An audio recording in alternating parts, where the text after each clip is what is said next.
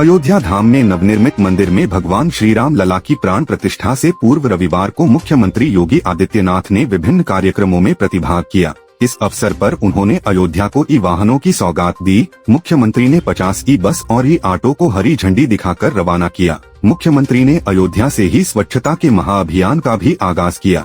लता मंगेशकर चौक पर पहुंचकर मुख्यमंत्री योगी आदित्यनाथ ने झाड़ू लगाकर स्वच्छता महाअभियान का शुभारंभ किया। इस मौके पर सीएम योगी ने डिजिटल टूरिस्ट ऐप के साथ ही अयोध्या पुलिस की आधिकारिक वेबसाइट को भी लॉन्च किया। उन्होंने कहा कि 22 जनवरी की तिथि भारत की श्रद्धा और आस्था को सम्मान देने की तिथि है। वह भारत के स्वाभिमान और सम्मान को पुनर्स्थापित करने की भी पावन तिथि है। बरेली में मकर संक्रांति पर्व धूमधाम से मनाया गया। जिले भर में अलग अलग स्थानों पर वैदिक हवन पूजन किया गया और कई स्थानों पर खिचड़ी भोज का भी आयोजन किया गया। अखिल भारतीय कायस्थ महासभा के द्वारा कचहरी रोड स्थित LIC कार्यालय पर खिचड़ी भोज का आयोजन किया गया। इस मौके पर बड़ी संख्या में लोगों ने प्रसाद ग्रहण किया। खिचड़ी भोज में प्रमुख रूप से धर्मेंद्र कुमार, डॉक्टर पवन सक्सेना, क्रिकेटर साई सक्सेना, मुकेश सक्सेना मौजूद रहे।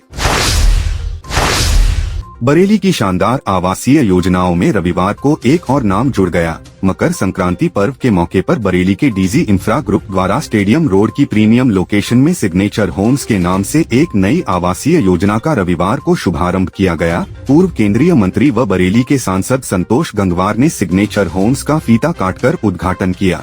Signature homes model town gate के सामने स्थित है और यहाँ 172 गज के प्रीमियम प्लॉट्स और बेहतरीन बहुमंजिला एकल भवन भी उपलब्ध हैं।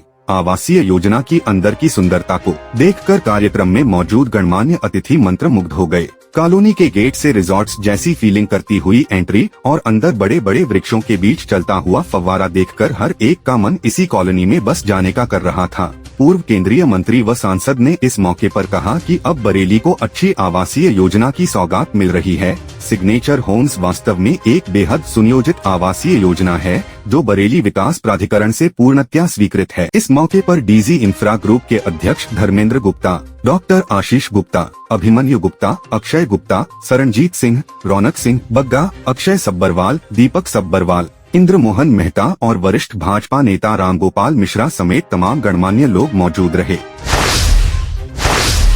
बरेली में डीएम ने श्रमदान करके स्वच्छ तीर्थ कैंपेन का आरंभ कर दिया। मुख्यमंत्री योगी आदित्यनाथ के आह्वान पर बरेली में डीएम रविंद्र कुमार ने अभियान का उद्घाटन किया। इस मौके पर कलेक्ट्रेट परिसर में डीएम ने श्रमदान किया। डीएम ने इस मौके पर कहा कि स्वच्छता के प्रति सदैव जागरूक रहने की आवश्यकता है। वास्तव में यह सामूहिक दायित्व है और उसका परिचय केवल किसी विशेष दिन, सप्ताह या पखवाड़े में ही नहीं देना चाहिए। यह हमारे दैनिक जीवन का हिस्सा बनना चाहिए। उन्होंने कहा कि सार्वजनिक स्वच्छता को सुनिश्चित करने के साथ साथ जल, हवा और भूमि की भी स्वच्छता का ध्यान रखना चाहिए, जिससे हमारा पर्यावरण भी स्वच्छ रहे।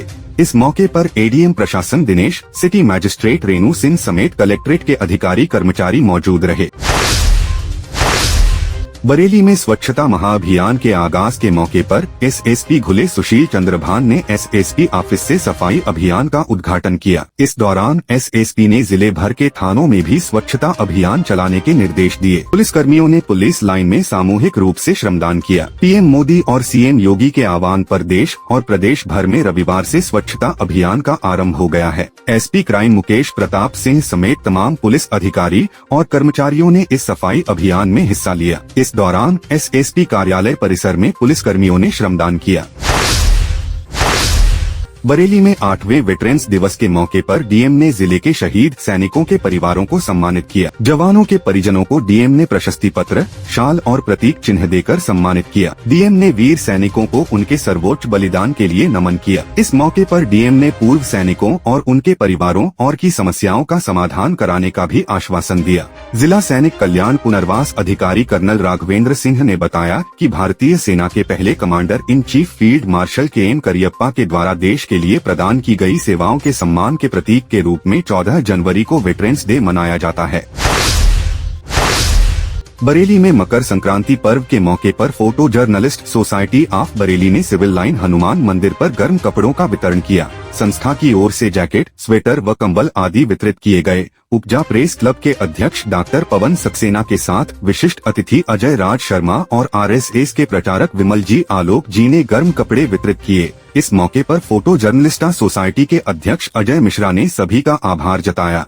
कार्यक्रम में पुत्तन सक्सेना, विवेक मिश्रा, भानु भारद्वाज, अशोक गुप्ता, आरमिंदर सिंह मिक्की, सुरेश रोचानी, राजेश पटेल, अशोक शर्मा उर्फ लोटा मुरादाबादी, वीरेंद्र अटल, निर्भय सक्सेना, शुभम ठाकुर, विजय सिंह, शंकर दास, अजय शर्मा, अजय प्रताप सिंह, किशोर कुमार, अमर प्रकाश आदि मौजूद रहे।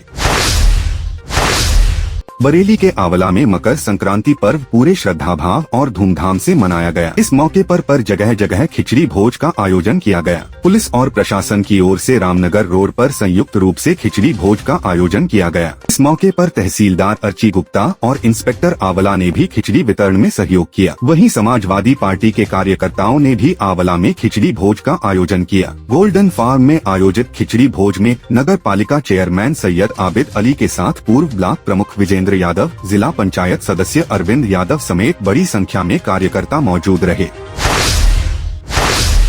बरेली के आंवला में भव्य कलश यात्रा का आयोजन किया गया। रामलला प्राण प्रतिष्ठा महोत्सव समिति के तत्वाधान में हिंदूवादी संगठनों के कार्यकर्ताओं ने जय श्री राम के जयघोष के साथ शोभा यात्रा निकाली। कलश यात्रा में भगवान राम के दरबार और रथ की झांकी विशेष आकर्षण का केंद्र रही। इस दौरान 22 जनवरी को अयोध्या में होने वाले प्राण प्रतिष्ठा समारोह के दिन नगर में हर घर में दीपोत्सव मनाने की भी अपील की गई। शोभा यात्रा में RSS, विश्व हिंदू परिषद और बजरंग दल के सैकड़ों कार्यकर्ताओं ने हिस्सा लिया।